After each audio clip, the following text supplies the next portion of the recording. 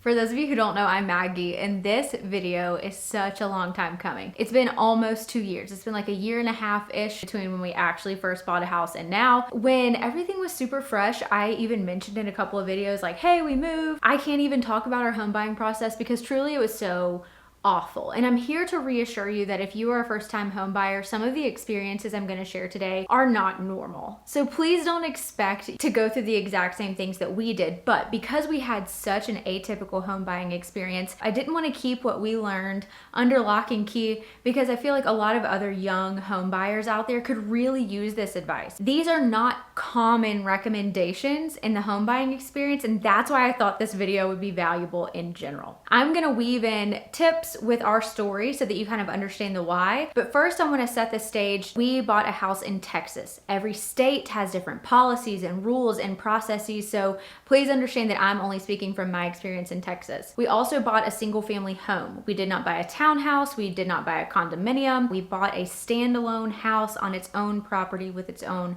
property lines. I also have to mention that this all happened before the housing market blew up and got crazy like it is today. Now, we actually put an offer in on the house the exact same week that the world shut down. Like that week in March of 2020, I want to say it was like the second week of March. Everything to do with the pandemic truly did not affect our home buying process because in Texas, everything to do with that process, the inspections, the plumbing companies, the electricians, all of those people were considered essential work. So everything still went on as planned. We weren't delayed or anything in our home buying process. So know that that didn't even play a role, even though this is all happening in 2020. And then lastly, we were pretty young home buyers. We were both under the age of 30, just to give you an idea of our age and the fact that we were very super new to this. So now that you have all of the background and pertinent details, here's our experience. Let's go ahead and start with the first tip, which is to use a recommended realtor from a trusted friend or family member. This is important for so many reasons because this, first of all, is the biggest purchase that you'll ever make in your life. I am failing to come up with any other example of a bigger purchase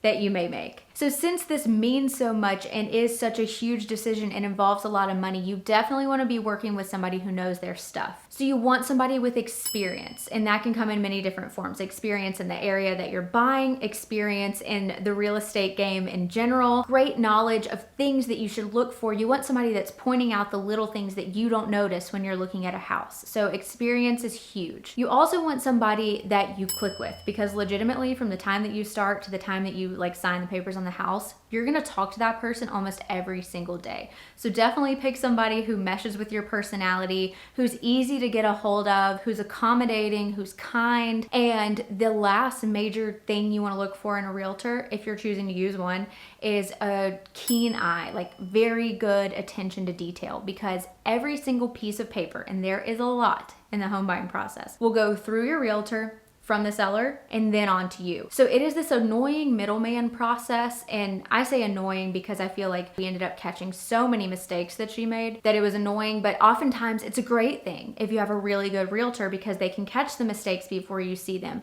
They can question things that the seller is sending over, and so they are your middleman in the first line of defense for everything, so make sure that they're good. And the best way to do that is to take a recommendation of somebody who's worked with them before. Looking back on this whole process, we're so proud of what we accomplished and the things that we caught and things that we thought to do in our first home buying experience, but choosing the wrong realtor was totally on us, and that is my only regret from the home buying process in general. And so just to give you some background on our experience and why that happened was in February of 2020, Brian and I decided that buying a house was the right next step. And from that decision forward, everything just felt urgent because when you're ready to be in a house, you're ready to be in a house, and it feels super competitive. The first house when we started seriously looking that met our specifications, I submitted a request through like Zillow or Redfin or whatever home site that I was using, and I got a call within minutes from an unknown number that happened to be a realtor saying that she was available to show us the house tomorrow. And I at the time thought this was just great customer service, but what this really was a red flag, because what we've come to learn is the people who are cold calling you from these home sites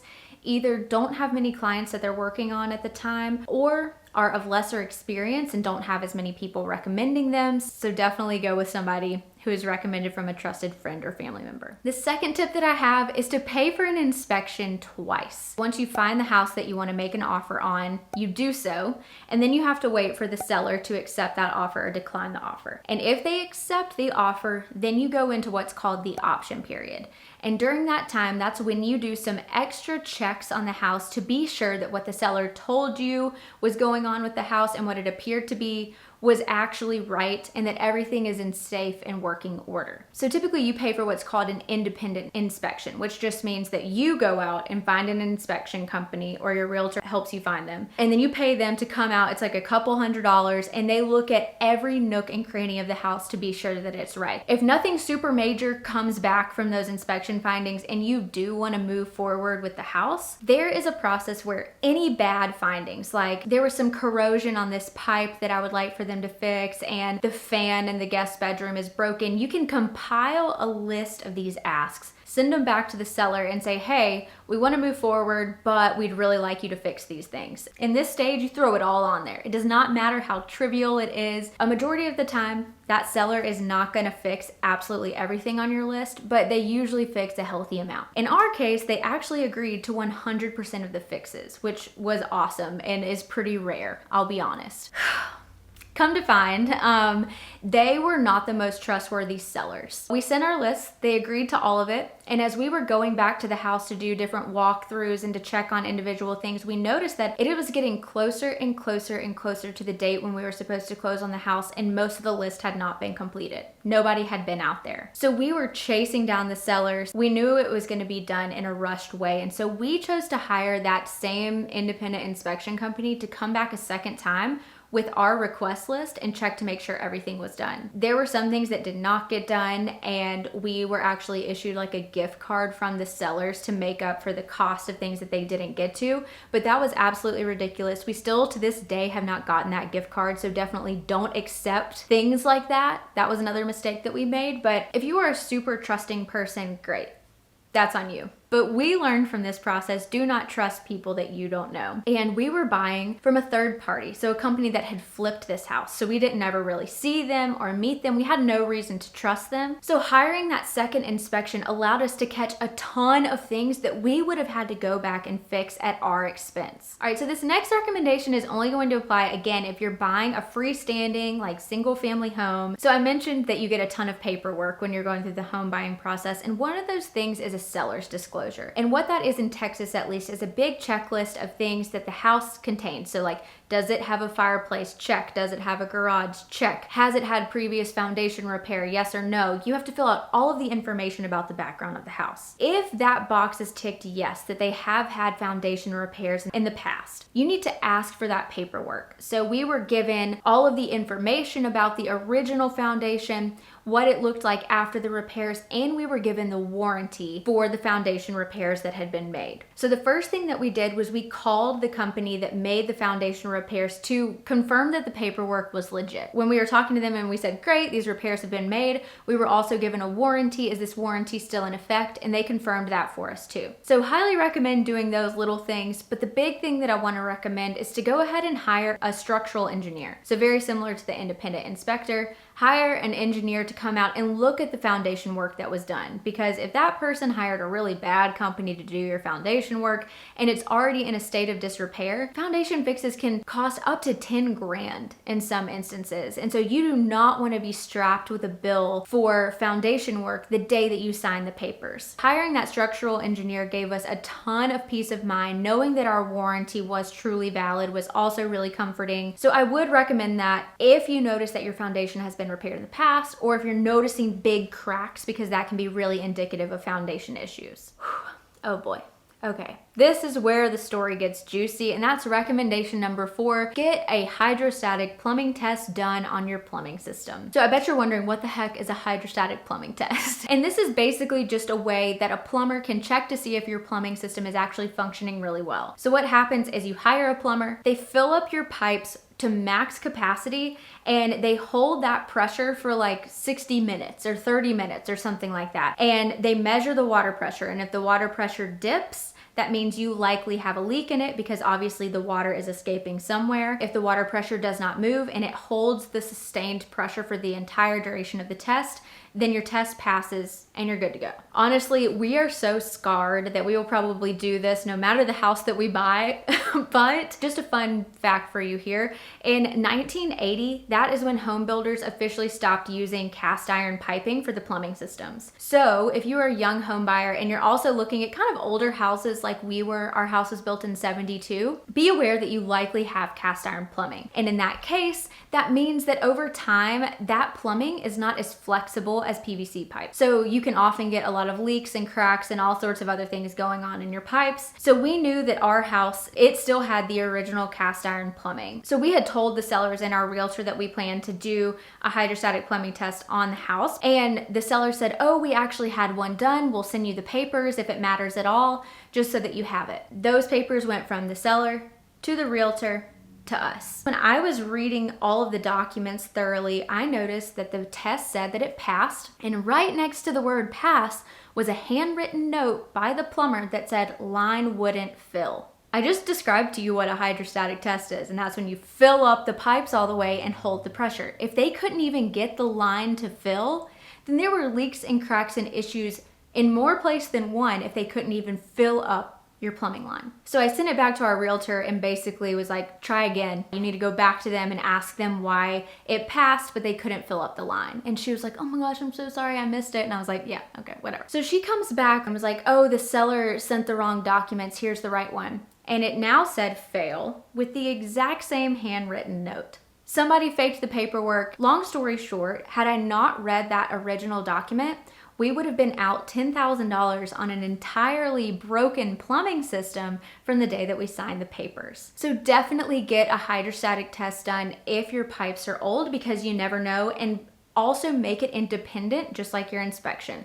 Don't take the word from the seller. They could have hired their friend, the plumber. You go out there and observe the test with the plumber and watch it pass or fail if it means a lot to you. We did go watch it after we hired our independent guy, and they confirmed that the plumbing system was completely shot. Basically, we almost walked away from the transaction at this point, told the seller about it, and they agreed to fix the entire plumbing system. So then I have to throw out there that we ended up paying for a second hydrostatic test after the plumbing work was done. Since the seller was paying for the plumbing work and the company doing it, we again have trust issues with them, and so we went ahead and hired a second hydrostatic test, and it did pass. We were on site when it passed and confirmed it with the plumber and could see with our eyes that the water was not dropping. So there you go. Another tip that we have is to just check the nooks and crannies. Look in all the little places of a house that don't immediately pop out at you, because our house was redone by this company that flips houses, and they did a wonderful job cosmetically. We love the style of our home and the tile that they picked, and the light fixtures are gorgeous. And we were so blinded by our big soaker tub that we didn't realize that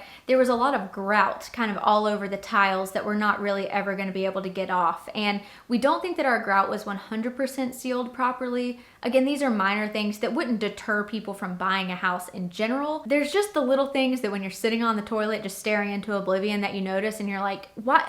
Why did they stop there? So for instance, like the little door sweep where our tile meets the actual door to our garage, they just didn't include one. So there's just this little gap. And behind the sink in the guest bathroom, there's just this little hole, this opening where they should have put this little cap over it. You can see how some of our baseboards really needed some additional caulking, and they were like, whatever, close enough. Sometimes that type of shoddy work could be indicative of the bigger things in a house. That leads me to just a general tip for you, that the things that you want to make sure are right in a house first and foremost are foundation, plumbing, and electric. And lastly, my big general tip that does apply to any home buying or car purchase or any big purchase that you make is to read, and read again. Just like my example with the plumbing system, had I not read that document, we would have bought a house with a failing plumbing system. You never know what's hiding in those documents. You never know who you're buying a house from, unless you do, of course, but we didn't. And